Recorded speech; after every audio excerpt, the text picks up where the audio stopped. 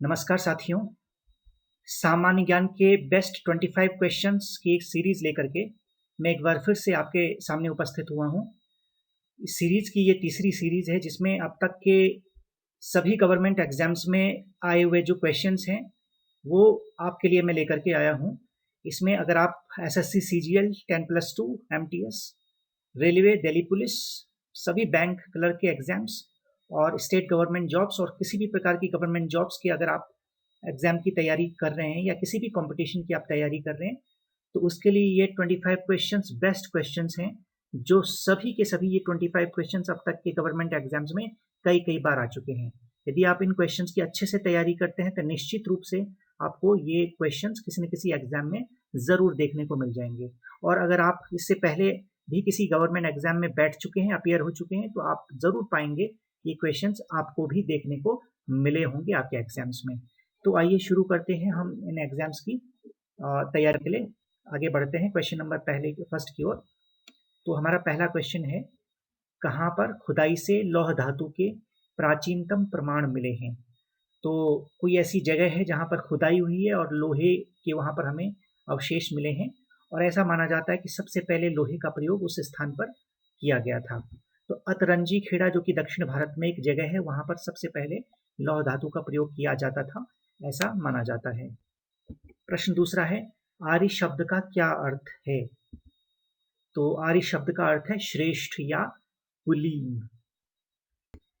तीसरा प्रश्न है, ब्राह्मण क्या हैं? तो साथियों, ब्राह्मण ये मैं किसी जाति या संप्रदाय की बात नहीं कर रहा हूँ।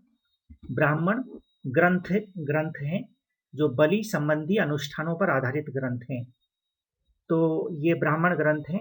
और इसी सीरीज में एक और प्रश्न आया है जिनमें ब्राह्मण जो ग्रंथ हैं वो किस युग में लिखे गए हैं, किस कालखंड में लिखे गए हैं। तो ये ब्राह्मण वही ग्रंथ हैं। ये कोई धर्म या संप्रदाय के बारे में नहीं है, ये ब्राह्मण ग्रंथों के ऊपर है जो कि बलि संबंधी अनुष्ठानों पर पाठ लिखे गए हैं। चौथा प्रश्न है, ऋग्वैदिक युग की प्राचीनतम संस्था कौन सी थी? तो ऋग्वैदिक युग की प्राचीनतम संस्था थी विदत। चौथा प्रश्न है, उपनिषद काल के राजा अश्वपति कहाँ के राजा थे? तो राजा अश्वपति केकय के राजा थे। छठवां प्रश्न है, अध्यात्म ज्ञान के रूप में नचिकेता और यम का संवाद किस उपनिषद में है? तो नचिकेता और यम का संवाद कठोपनिषद में है। साथियों, ये सभी के सभी प्रश्न कई एग्जाम्स में पूछे गए हैं और आने वाले समय में भी बहुत एग्जाम्स में पूछे जाने वाले हैं, तो आप अच्छे से इनकी तैयारी कर लीजिए। सातवां प्रश्न है, आयुर्वेद जीवन का विज्ञान जिसे भी कहते हैं का सर्वप्रथम उल्लेख किस ग्रंथ में मिलता है? तो आयुर्वेद का उल्लेख सबसे पहले अथर्ववेद में मिलता है। अथर्ववेद में सबसे पहले आयुर्वेद का उल्लेख मिलता है। आठवां प्रश्न है, कर्म का सिद्धांत संबंधित है? तो कर्म का सिद्धांत संबंधित है मीमांसा से। तो आप जानते ही हैं कि श्रीमद् भागवत गीता भी कर्म के सिद्धांत पर आधारित है। तो ये जो कर्म का सिद्धांत जो ग्रंथ है, ये जो सिद्धांत है, ये मीमांसा पर आधारित है। तो नौवां प्रश्न है, वैदिक युग में प्रचलित लोकप्रिय शासन प्रणाली कौन सी थी? तो वैदिक युग में सबसे अधिक लोकप्रिय कौन सी शासन प्रणाली थी? तो गणतंत्र जो है वो सबसे लोकप्रिय शासन प्रणाली थी वैदिक युग में। 10वां प्रश्न है, किसमें कर्मकांड में एवं ज्ञान मार्ग के बीच संक्रमण का चरण माना जाता है? तो किन ग्रंथों में कर्मकांड और ज्ञान मार्ग के बीच एक संतुलन है, एक संक्रमण है? तो आरण्यक नाम के जो ग्रंथ हैं उनमें संक्रमण माना जाता है कर्मकांड एवं ज्ञान मार्ग के सिद्धांतों के बीच। तो आरण्यक के बारे में मैं आपको बता दूं कि आरण्यक जो है वो अरण्य शब्द से बना है। अरण्य का अर्थ होता है जंगल, वन, यानी फॉरेस्ट। तो आरण्यक वे ग्रंथ हैं जिन्हें जंगल में लिखा जाता था। आइए पढ़ते हैं 11वां प्रश्न, ऋग्वैदिक काल में जनता किस प्रथा में मुख्यतया विश्वास करती थी? तो ऋग्वैदिक काल में जनता बलि एवं कर्मकांडों में विश्वास करती थी। 12वां प्रश्न है, किस काल में वर्ण व्यवस्था वंशानुगत यानी जाति पर आधारित हो गई थी? तो उत्तर वैदिक काल में वर्ण व्यवस्था जो है वो जाति पर आधारित हो गई थी, वंशानुगत हो गई थी। आपको मैं बताना चाहूंगा कि उत्तर वैदिक काल ही वो समय है जब समाज में अलग अलग प्रकार के भेदभाव शुरू हो गए थे। ऊंची जाति और नीची जाति का भेद शुरू हो गया था। तो वंशानुगत जो व्यवस्था है वो जाति व्यवस्था जो है वो वंशानुगत हो गई थी उत्तर वैदिक काल में। अस्पृश्यता का स्पष्ट रूप से प्रकटीकरण किस कालखंड में हुआ? तो उत्तर गुप्त काल में अस्पृश्यता जो है वो अनटचेबिलिटी जो है वो देखने को मिलती है उत्तर वैदिक काल में। 14वां प्रश्न है किस काल में अछूत की अवधारणा स्पष्ट रूप से उदित हुई? तो धर्मशास्त्रों का जो काल है, धर्मशास्त्र अधिकतर धर्मशास्त्र जो है गुप्त काल में लिखे गए। तो धर्मशास्त्रों का जो काल है वो जिसमें धर्मशास्त्रों का काल ही वो काल है जिसमें अछूत की अवधारणा जो है स्पष्ट होती है। अगला 15वां प्रश्न है पुनर्जन्म के सिद्धांत का प्रथम स्पष्ट वर्णन किस ग्रंथ में है? तो ऐतरेय ब्राह्मण जो है उसमें पुनर्जन्म के सिद्धांत का सबसे पहले वर्णन मिलता है। 16वां प्रश्न है वैदिक आर्यों को किस फसल का ज्ञान नहीं था?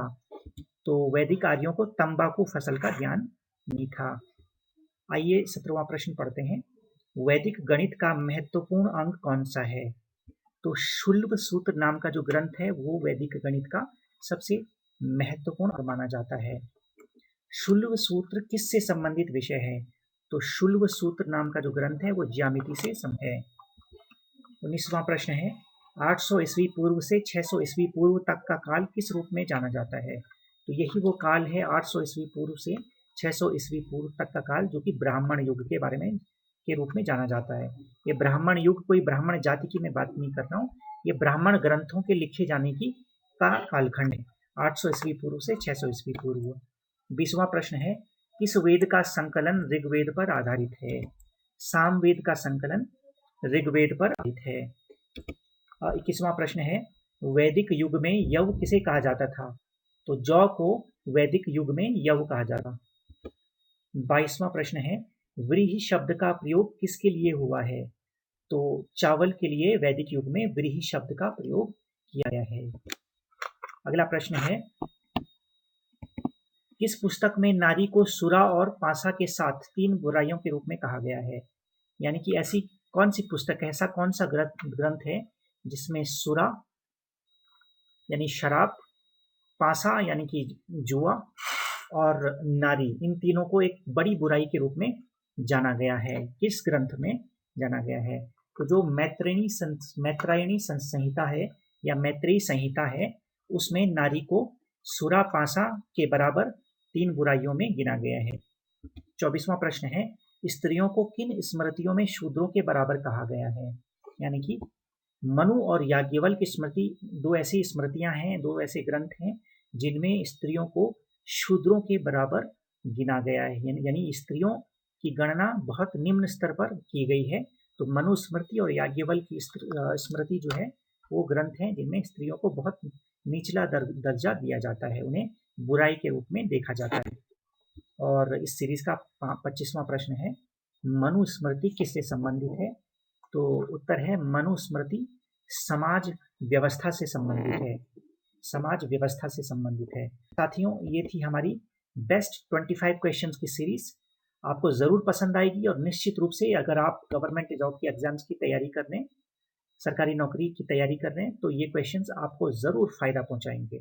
और हमारी इसी क्रम में हमारी चौथी सीरीज होगी जिसमें मैं आपके लिए 25 प्रश्न इसी तरह से बेस्ट क्वेश्चन छांट करके लेकर के आऊँगा और वो भी बेस्ट क्वेश्चन ऐसे क्वेश्चन होंगे जो आपको आने वाले समय में आपकी गवर्नमेंट जॉब्स की एग्जाम की तैयारी के लिए बहुत मदद करेंगे।